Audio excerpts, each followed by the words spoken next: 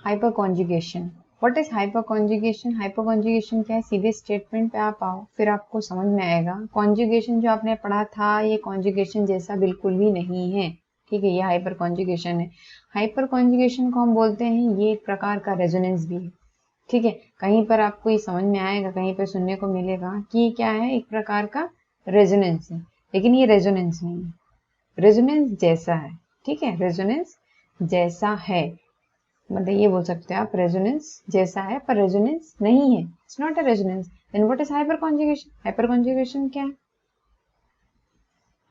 ठीक, hyperconjugation है delocalization. Hyperconjugation delocalization, तो आप बोलोगे रेजोनेंस भी तो डीलोकलाइजेशन है, बिल्कुल बिल्कुल सही सोच रहे हैं आप, रेजोनेंस भी डीलोकलाइजेशन है, लेकिन हाइपर कॉन्जुगेशन जो है वो डीलोकलाइजेशन क्या है? Delocalization of sigma electron. जब सिग्मा इलेक्ट्रॉन अपनी जगह से मूव होते हैं, एक जगह से दूसरी जगह जाते हैं, एक जगह से दूसरी जगह इसलिए नहीं जाते हैं कि उनको टूर पे जाना है, ठीक है, फील्ड से अनफिल्ड में जाते हैं, ठीक है, फील्ड ऑर्बिटल से कहाँ पे जाते हैं? अनफिल्ड ऑर्बिटल में जाते हैं, तो इसी को डीलोकलाइजेशन बोला जाता है। सिंपल शब्दों में अगर ये बोला जाए, मुझे ज्यादा परपंच नहीं सुनना, तो सिंपल मूवमेंट बोलो, डीलोकलाइजेशन इज अ मूवमेंट।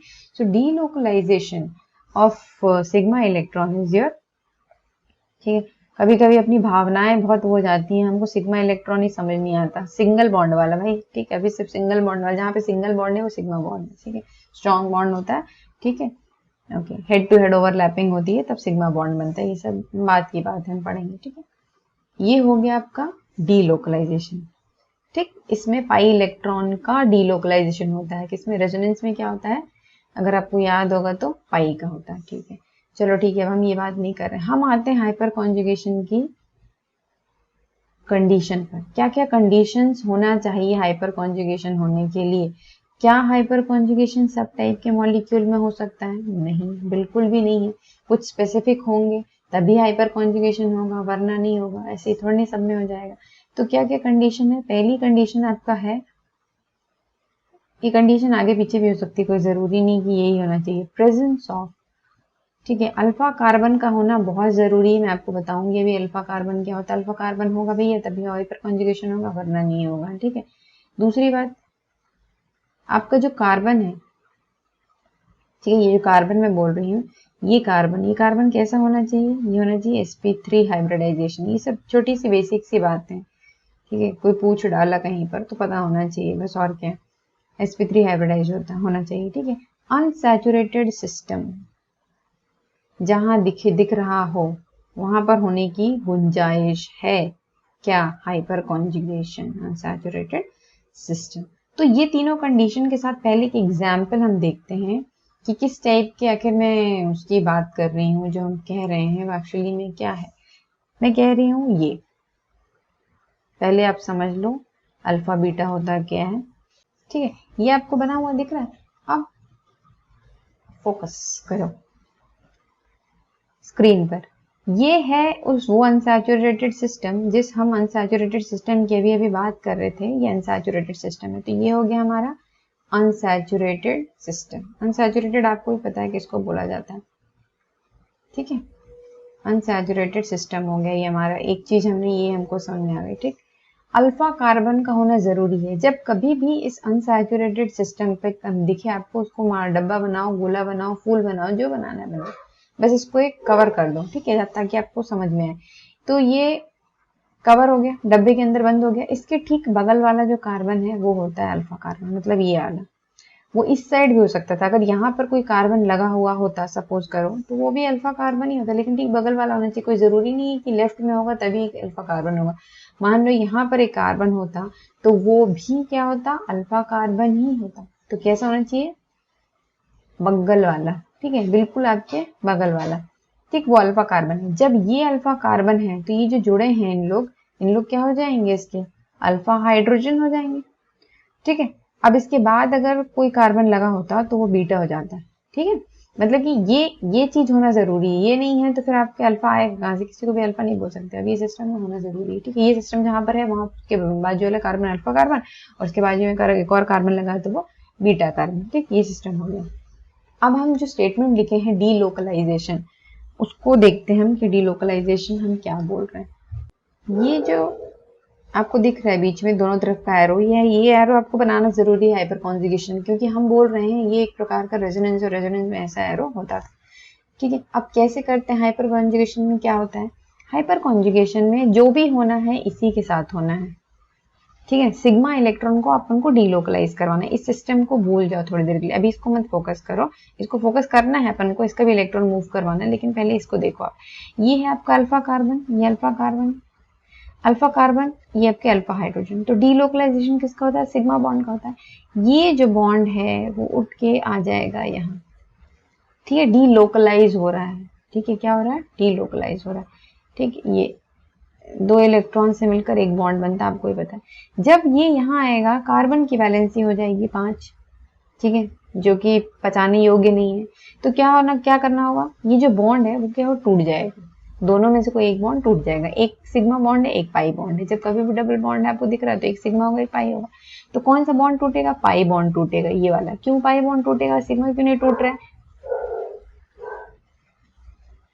ऐसा इसलिए हो रहा है क्योंकि पाई बॉन्ड जो है वो वीक बॉन्ड होता है। तो टूटना मतलब कैसा, तोड़ फोड़ के हड्डियां नहीं तोड़ना है, मतलब कि ये बॉन्ड जो है वो यहाँ आ जाएगा। समझदारी देखो, एक को जगह नहीं मिल रही, दूसरा खिसक गया। ठीक है, इंडियन लोग की तरह तो ठूसे पड़े हैं, वैसा वाला हाल नहीं है। ठीक है, तो ये वाली कंडीशन हो गई। जब ऐसा हुआ, ये बॉन्ड यहाँ आ गया, तो यहाँ क्या रह गया, कुछ नहीं रह गया।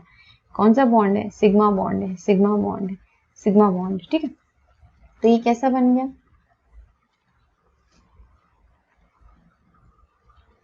ये बन गया कुछ इस तरीके का, क्योंकि इसने अपने इलेक्ट्रॉन दे दिया था। ध्यान में रखना, इसने अपने इलेक्ट्रॉन या बॉन्ड जो है वो दे दिया है। इसके ऊपर आ जाएगा प्लस चार्ज, यहाँ पर आया है तो यहाँ पर हो जाएगा डबल बॉन्ड। ठीक है, ओके। अब ये बॉन्ड इसके पास उठ के गया तो यहाँ पे सिंगल बॉन्ड बच जाएगा। ठीक है, यहाँ बच गया सिंगल। इसके ऊपर साइन कौन सा आ जाएगा, माइनस का आएगा। क्यों, क्योंकि इसीलिए क्योंकि इसने इलेक्ट्रॉन को लिया है।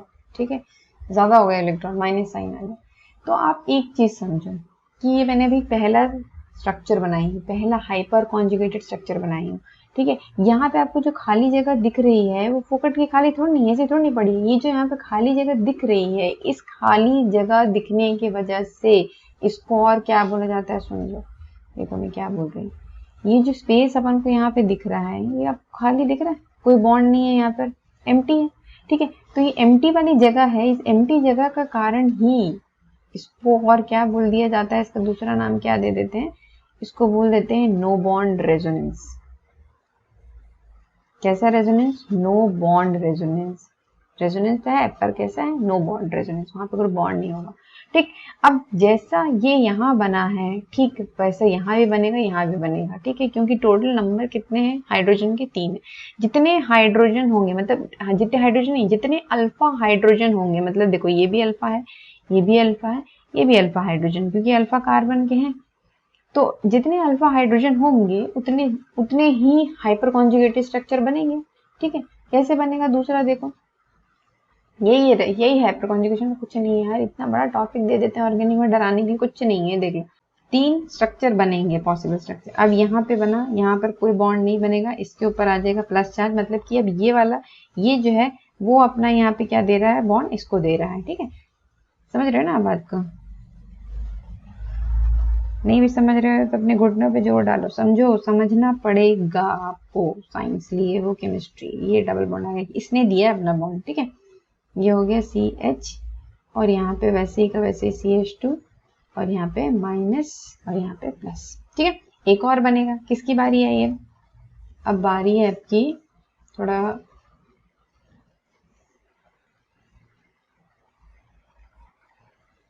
अब आपका है इसका टर्न, ये वाले हाइड्रोजन का। अब नेक्स्ट में कैसा बन जाएगा, ये यहाँ बॉन्ड बन गया भाई, ये हाइड्रोजन लगा दो, इसका बॉन्ड गायब कर दो, यहाँ बना दो डबल बॉन्ड CH, सब वैसी का वैसी रहेगा, बस इसको हटाते जाओ, माइनस है। ठीक है, देख रहे हो आप यहाँ पे कोई बॉन्ड नहीं है, नो बॉन्ड रेजोनेंस, इसको नो बॉन्ड रेजोनेंस भी कहा जाता है। ठीक है, तो हाइपर कॉन्जुगेशन में कर क्या रहे हो आप, हाइपर में क्या कर रहे हो आप, क्या कर रहे हो, पढ़ रहे हो। ये हाइपर कॉन्जुगेशन में आप बॉन्ड को घुमा फिरा रहे हो, किसको, सिग्मा बॉन्ड को।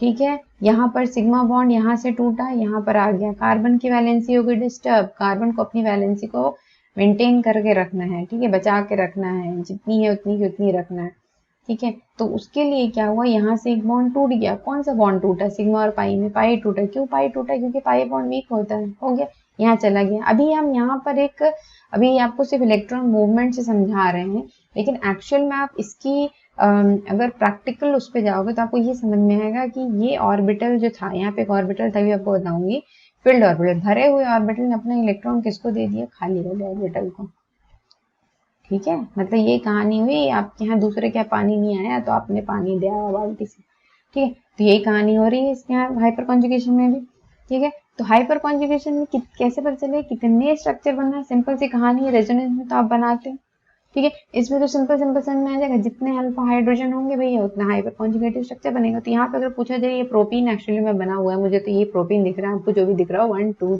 ठीक। तो मैं ये जो आपको फील्ड और अनफील्ड बोल रही हूँ इस पर हम अभी आते हैं, आप इसका देख लो ऑर्बिटल कॉन्सेप्ट, अभी आपको समझ में आ जाएगा। ऑर्बिटल कॉन्सेप्ट एक्चुअली में हो क्या रहा है, जो हम इतनी लाइन में ड्रॉ कर देते हैं, ठीक है, वो हो क्या रही है, उनके पीछे प्रैक्टिकल क्या है, उनका क्या फिनोमेना, कैसे होता है, ठीक है। हम एग्जाम्पल लेते हैं, आपकी एनसीईआरटी बुक में एग्जाम्पल दिया होगा जब आप पढ़ोगे। एनसीईआरटी बहुत लोगों को लगती बेकार बुक है, टेक्स्ट बुक है, ये बहुत ही बेसिक और बहुत अच्छी बुक है, इसको पढ़ना चाहिए। इथाइल, ठीक है, जो सीबीएसई ने बनाया आपके लिए, पान खा के थोड़ी फ्री में बना दिया है भाई, बना दो कोई भी पढ़ लेंगे, बहुत ही it's a very important textbook, textbook is always useful, ठीक है, you should always read the textbook. Ethyl cation एक एग्जाम्पल दिया होगा, अगर आप लोग इस किताब खोलोगे अपनी तो आपको दिख जाएगा, ये कार्बोकेटाइन का एग्जाम्पल ले रहे हैं, ठीक है। बताएंगे हम हाइपर कॉन्जुगेशन किस किस में होता है, एल्कीन में भी होता है, कार्बोकेटाइन में भी होता है, फ्री रेडिकल में भी होता है। अभी हम आपको आपकी एनसीईआरटी बुक का इथाइल कैटायन का एक ऑर्बिटल कॉन्सेप्ट समझा रही हूँ मैं, ठीक है। ये चीज हम प्रोटीन में भी समझा सकते हैं, करना कुछ नहीं, ऑर्बिटल बना दो बस उठा के। ये बना आपका कार्बन, ये कार्बन बनाई मैंने, ठीक।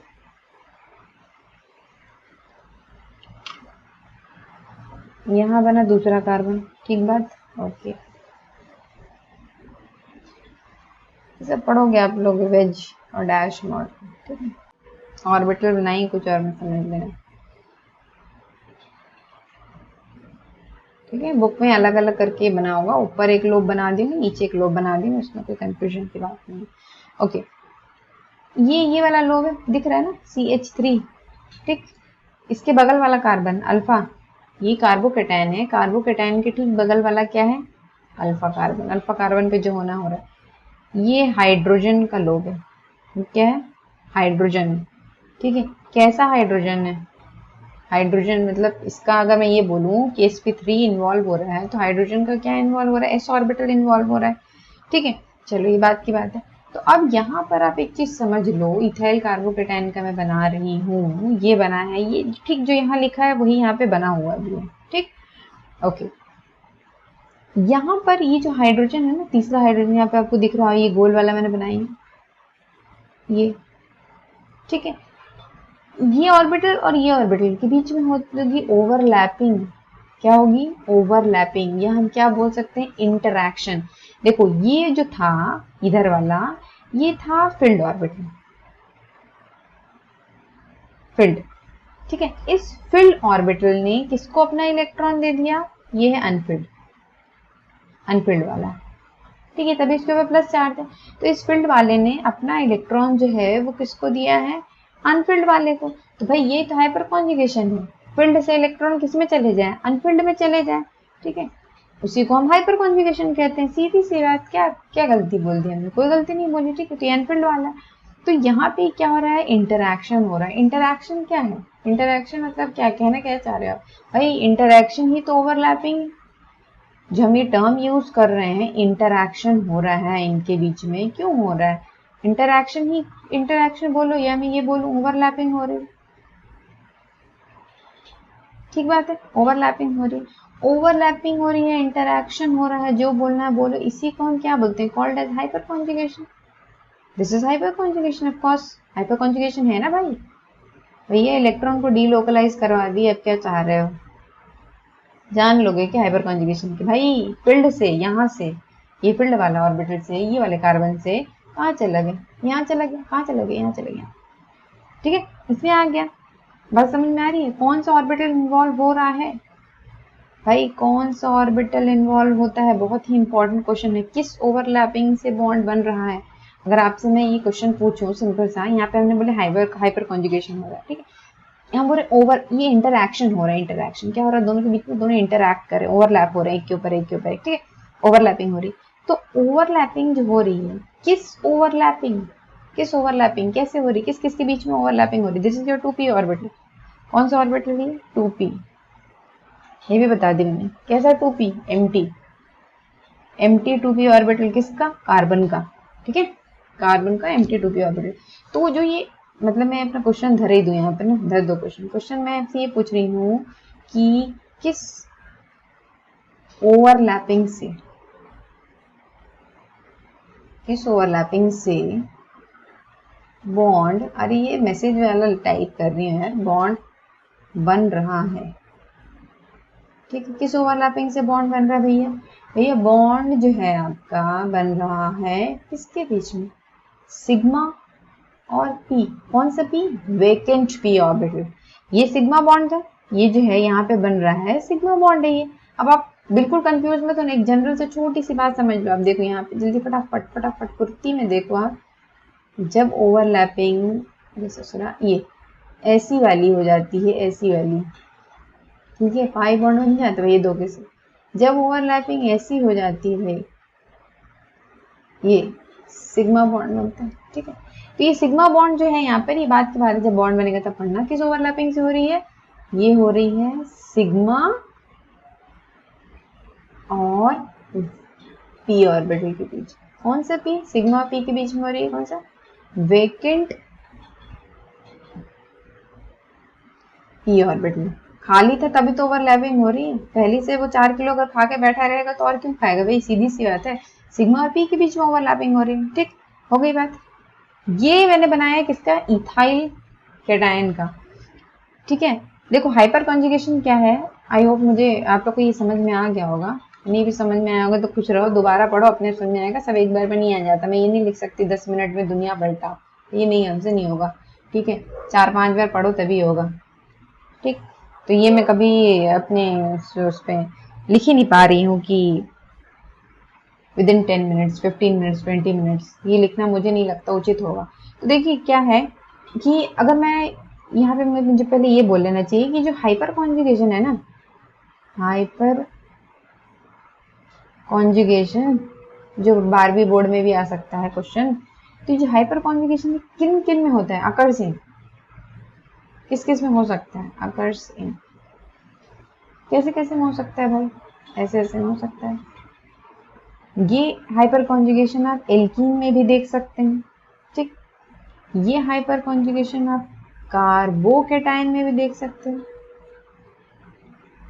और यही हाइपर कॉन्जुगेशन हम फ्री रेडिकल में भी देख सकते हैं। आपको सबका एग्जाम्पल लिखते आना चाहिए। देखो कोई भी चीज़ समझ में नहीं आती है ना, फिर हम ना कमेंट कर देते हैं क्या पढ़ा दिए।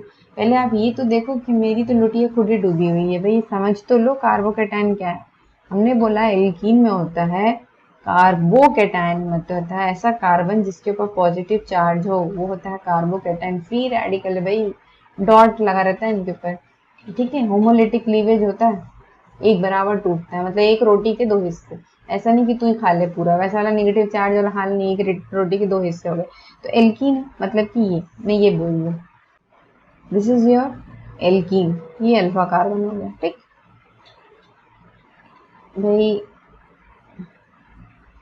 ये भी अल्फा कार्बन, क्यों है अल्फा कार्बन? क्योंकि कार्बोकेटाइन है। कार्बोकेटाइन का अगर मैं सिर्फ इन दोनों को अगर भूल जाओ, सिर्फ मेरे पास कार्बोकेटाइन है, जो अब भी एग्जाम्पल की इथाइल कार्बोकेटाइन का, तो प्लस वाले के जस्ट बाजू वाला क्या है? अल्फा कार्बन है, ठीक है। फ्री रेडिकल वाला कैसा होगा एग्जाम्पल? कुछ नहीं, फ्री रेडिकल लगा रहेगा उसके ऊपर,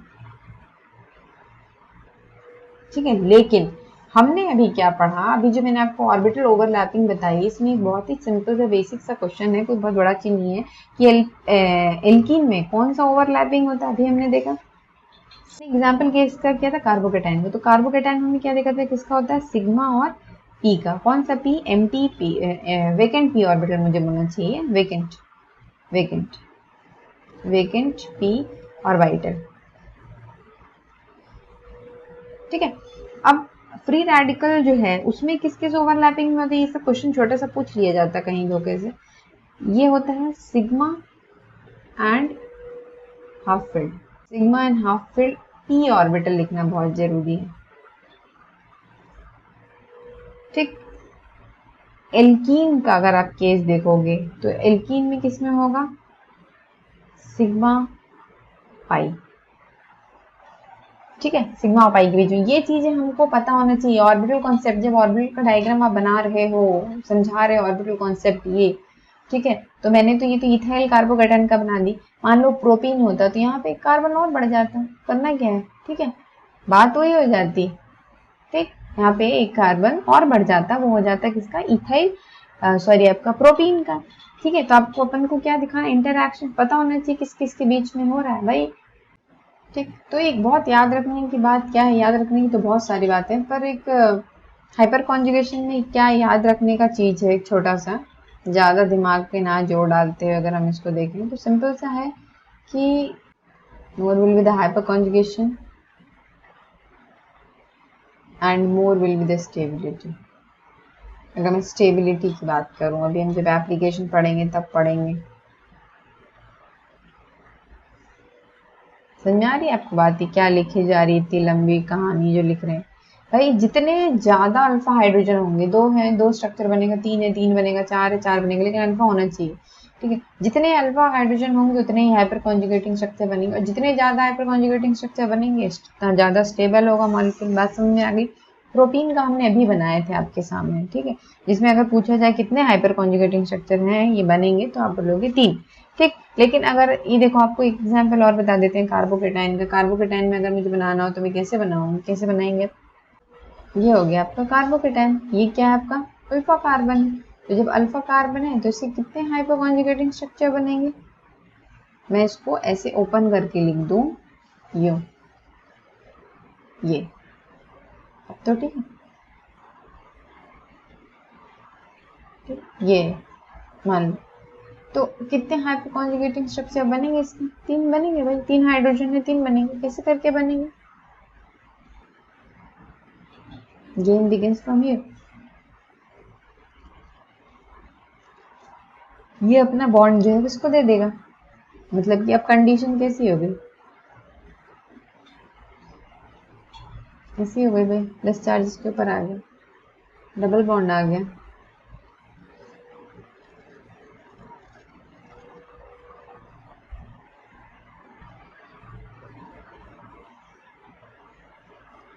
एक ये बन गया आपका, ठीक है। नेक्स्ट कैसा बन जाएगा, कुछ नहीं करो, बस जितने हाइड्रोजन है वहां वहां के बॉन्ड हटाते जाओ।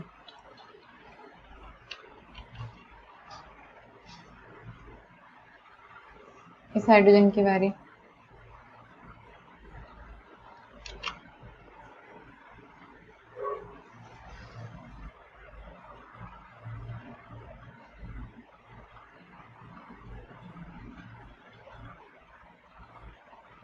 प्लस चार्ज आ गया, ठीक है। मतलब कि जितने हाइड्रोजन है उतने बार डीलोकलाइजेशन होगा, बात सीधी सी है, ठीक है। ये हो गया नेक्स्ट अपना, ठीक। तो कितने हाइड्रोजन थे, तीन हाइड्रोजन थे, तीन सिग्मा बॉन्ड थे, तीन अल्फा एच थे, मतलब कि तीन स्ट्रक्चर बने, ठीक है। एल्कीन का मैंने आपको भी अभी बना के बताया,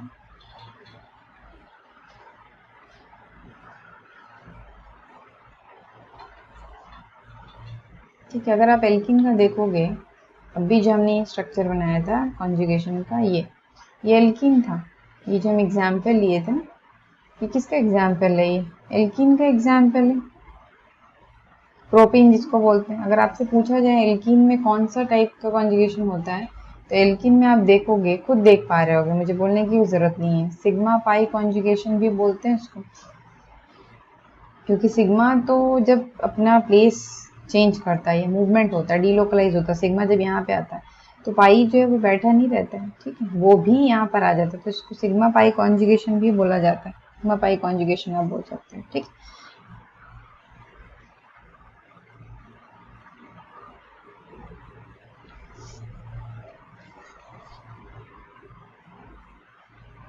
ठीक है, अब आपसे मैं एक क्वेश्चन पूछ रही हूँ, मैं आपसे पूछ रही हूँ कि ये बताइए, ठीक है, देखते जाइए और क्या बताओगे क्या। बहुत ही सारे क्वेश्चन हैं, देखो अगर कॉम्पिटिटिव लेवल पे अगर देखना हो क्वेश्चन तो बहुत सारे क्वेश्चन हैं, ठीक है। प्रैक्टिस, आप बहुत सारे क्वेश्चन की प्रैक्टिस कर सकते हो, ठीक। ये क्वेश्चन है आपके सामने, कितने हाइपर कॉन्जुगेटिव स्ट्रक्चर बनेंगे इसके। तो सबसे पहले हमको क्या देखना पड़ेगा, कितने अल्फा हाइड्रोजन है इसमें, अल्फा हाइड्रोजन या अल्फा कार्बन, ठीक है, कितने हैं। तो ये देखो यहाँ पे हमको ये एक सिस्टम ये दिख रहा है, इसको मैंने बंद किया, चलो ये सिस्टम, ठीक है। ये अल्फा कार्बन है, ये भी अल्फा कार्बन है, लेकिन ये अल्फा कार्बन है, ये बीटा हो जाएगा, इसका ये बीटा हो जाएगा, इसका बीटा ये हो जाएगा, क्योंकि चेन में बना है, ठीक है। तो अगर हम यहाँ देखेंगे तो हमारे कितने हैं, 0 अल्फा हाइड्रोजन ये वाले केस में। लेकिन आप अगर यहाँ पे देखोगे तो कितने अल्फा हैं, ठीक है, 3 है। कितने अल्फा हाइड्रोजन है, 3 अल्फा हाइड्रोजन, ठीक है। तो आंसर इसका क्या हो जाएगा, कितने कॉन्जुगेटिव स्ट्रक्चर बनेंगे, इसका आंसर हो जाएगा 3, ठीक है। कितने हाइपर कॉन्जुगेटिंग स्ट्रक्चर है यहाँ पर, कितने अल्फा हाइड्रोजन हैं, इसको मैंने बंद किया बॉक्स के अंदर, ये सिस्टम, ठीक है। तो मेरा अल्फा जो कार्बन है वो कौन सा हो गया, इसके ठीक बगल वाला, बाजू वाला, next to this unsaturated system is your alpha carbon. तो भाई कितने अल्फा हाइड्रोजन है, एक। कितने हाइपर कॉन्जुगेटिव स्ट्रक्चर बनेंगे, 1, ठीक है। तो इसको आप बनाना सीखो, समझना सीखो, ये 3-4 सॉल्व करोगे ना, जब आप 3-4 बहुत कम बोल दिया मैंने, कम से कम एटलीस्ट 20-25 सॉल्व कर लो फ्री में बैठे बैठे कहीं पर भी, तो अपने आप आपको बनना शुरू हो जाएगा। जो मैंने बनाया है उसी को अगर मैं इस फॉर्म में बना दो, एक देखो ऐसा एग्जाम्पल, अगर ऐसा करके लिखा,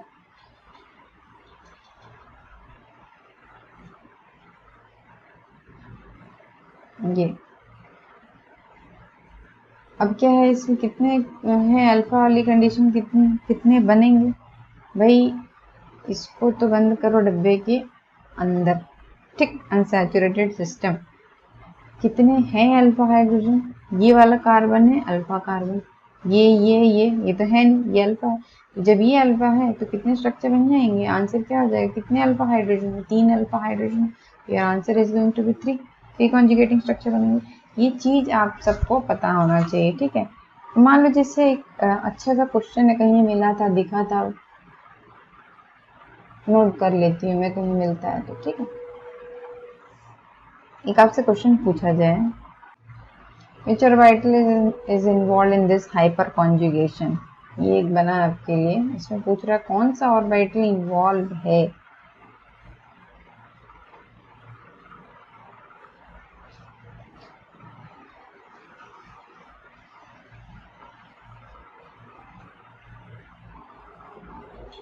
तो ऑर्बिटल डायग्राम बनाना पड़ेगा तब समझ में आएगा कौन सा ऑर्बिटल इन्वॉल्व हो रहा है।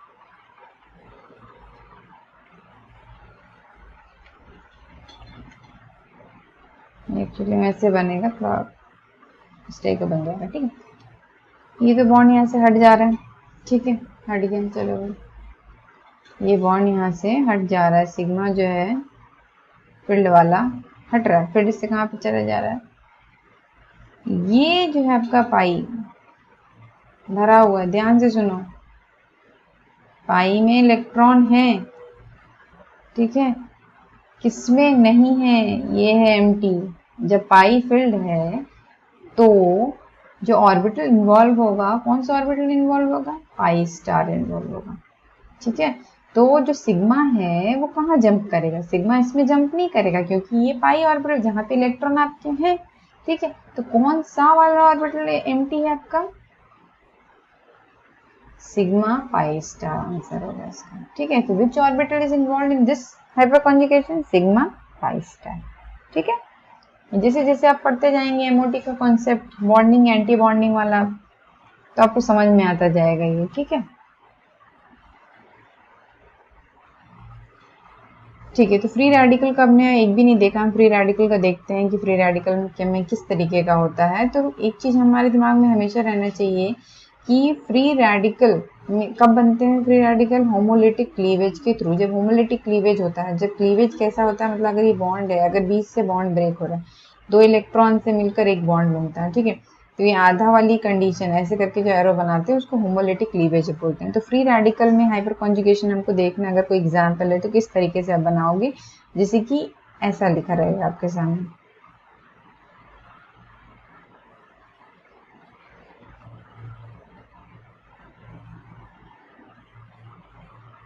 ये क्या है, कैसे पता चले फ्री रेडिकल है? सपने में नहीं आया आपके? ये है फ्री रेडिकल। फ्री रेडिकल जो रहता है उसके ऊपर इस तरीके से डॉट बना रहता है, तो हमको समझ में आना था, ठीक है। होमोलिटिक क्लीवेज होता है, मैंने आपको क्या बोली, होमोलिटिक क्लीवेज होता है इस तरीके का। तो यहाँ से क्योंकि हाइपर कॉन्जुगेशन पढ़ रहे हैं, ठीक है, देखो फ्री रेडिकल के बाजू वाला कार्बन कौन सा कार्बन, अल्फा कार्बन। कार्बोकेटाइन के बाजू वाला कार्बन अल्फा कार्बन, ठीक है। ये सिर्फ ध्यान में रखना आपको, 3 कंडीशन जो आपने पढ़े, तो ये अल्फा कार्बन, ये इसके अल्फा हाइड्रोजन। ये एक मिनट,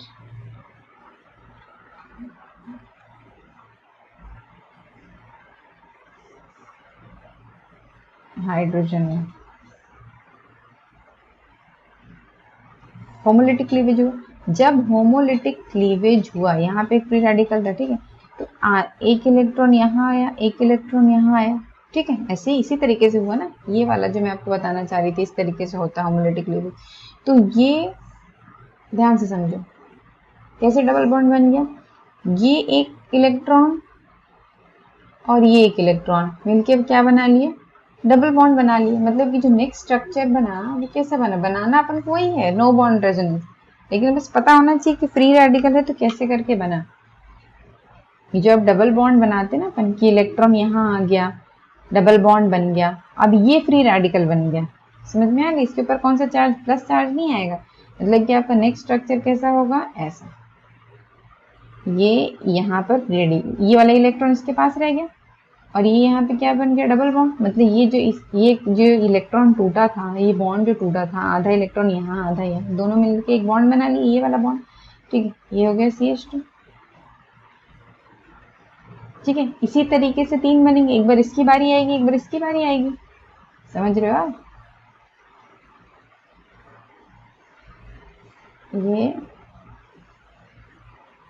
ये फ्री रेडिकल, ठीक है। ठीक जो चीज यहाँ हुई वो चीज यहाँ पर भी होगी, यहाँ पर भी होमोलिटिक क्लीवेज होगा। ये 2 इलेक्ट्रॉन आधा इसके पास चला जाएगा और ये इसके साथ बना लेगा, ठीक है।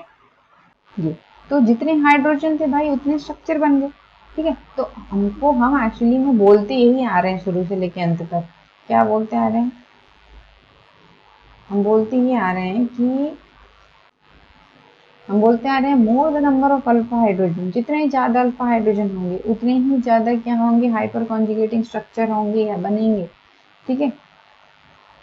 और जितने ज्यादा हाइपर कॉन्जुगेटिंग स्ट्रक्चर बनेंगे उतनी ही ज्यादा स्टेबिलिटी होगी। ये एप्लीकेशन में एक है आपका कि हम हाइपर कॉन्जुगेशन के थ्रू स्टेबिलिटी को मेजर कर सकते हैं, ठीक है। हाइपर कॉन्जुगेशन बहुत सारी चीज में स्टेबिलिटी को मेजर करने के लिए यूज होता है, बॉन्ड लेंथ को मेजर करने के लिए यूज होता है। जब आप इसके एप्लीकेशन पढ़ेंगे तो आपको एप्लीकेशन में पढ़ने को मिलेगा कि relative stability of carbocation, free radical, alkene, इन सब की स्टेबिलिटी, मतलब स्टेबिलिटी जो किसके directly proportional, number of hyperconjugating structure के डायरेक्टली प्रोपोर्शनल रहती है।